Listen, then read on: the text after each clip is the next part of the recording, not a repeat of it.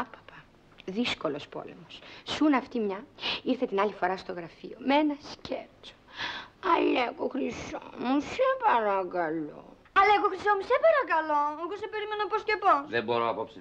Μίλα του και εσύ, ρε Σταύρο. Τι να του πω, ρε Βίκη. Ύστερα από τόσες μέρες δεν θα πάμε κι εμείς κάπου. Έχω δουλειά σου λέω, είμαι και κουρασμένος. Άκου δικαιολογίες. Ορίστε, μου τελείωσαν και τα αμερικάνικα τσιγάρα. Να, εκεί πέρα έχει ένα πακέτο. Ευχαριστώ, Αλέκο μου.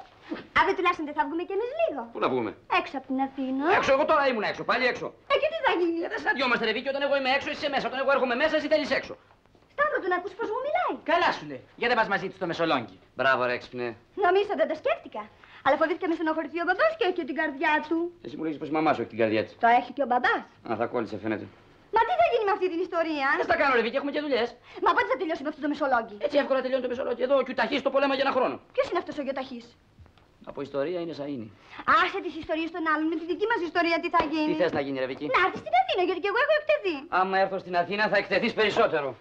Βίκη. Να έρθεις να δούμε τι θα γίνει. Γιατί δεν μπορώ να καλέσει και την κοπελίτσα να σε κρατήσει στην Αθήνα.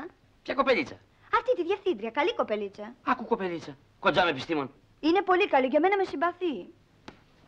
Πώς το κατάλαβες? Την άλλη φορά πανέβηκα και την παρακάλεσα μη σε καθυστερήσει, σε έστειλε αμέσως. Με έστειλε, αλλά πού με έστειλε? Γιατί δεν της μιλάς. Δεν είσαι καλά. Γιατί καλέ. Σώπατε που θα πηγαίνω να την παρακαλάω. Ώστε απόψε δεν θα βγεις καθόλου. Έχω δουλειά. Κοίτα, μην βγείτε δυο σας με τίποτα κοριτσόπουλα, θα σου τα βγάλω τα μάτια. Σου είπα, έχω δουλειά. Αν βγείτε θα μου το πει εμένα η μαμά σου, ξέρεις πόσο με συμπαθεί. Αυτό μπορώ να στο βεβαιώσω κι εγώ, Βίκη. Καληνύχτα, καληνύχτα Σταυρούκο. Γεια σου, Βίκη, στο καλό.